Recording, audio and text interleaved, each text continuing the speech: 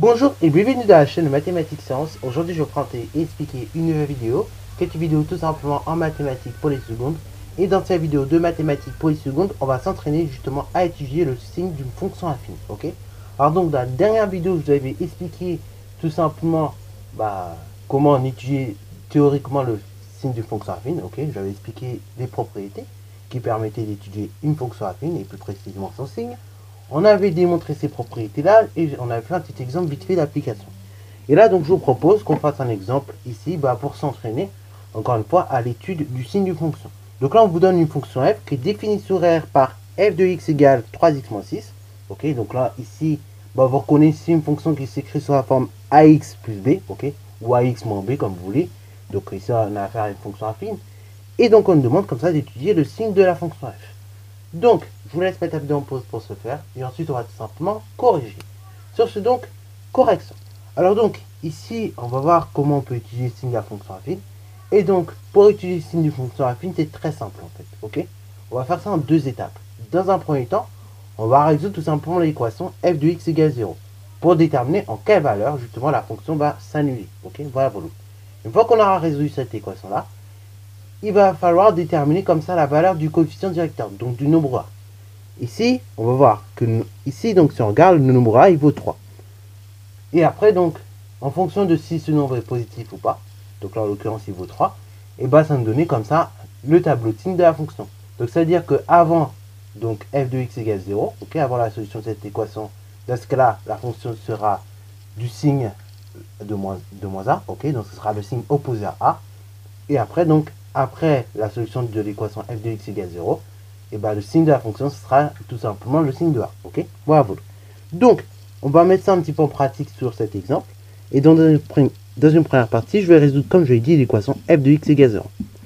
f de x égale 0, cette équation-là est donc équivalente à l'équation suivante. 3x moins 6 égale 0. 3x moins 6 égale 0. Cette équation-là est donc équivalente à 3x égale 6.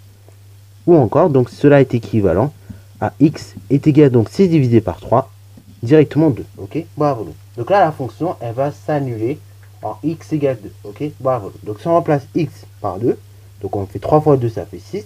En retranche 6, vous êtes censé obtenir 0. Ce qui est le cas, bien évidemment, puisque 6 moins 6, jusqu'à preuve du contraire, ça fait 0. Ok. Et donc, ça veut dire quoi concrètement? Ça veut dire que là, la fonction, elle va être tout simplement du signe de moins a, lorsque tout simplement on sera inférieur à moins 2, et lorsqu'on sera supérieur à 2, et dans ce cas-là, la fonction sera du signe de a. Ok, bravo. Ici, a, on l'a déterminé tout à l'heure. A, il vaut donc 3, ce qui est supérieur à 0. Ok. Alors pourquoi je le précise? Parce que après, vous allez voir que ça aide vraiment à la construction du tableau de signes. Ok. Donc a, il vaut tout simplement 3, ce qui est supérieur à 0.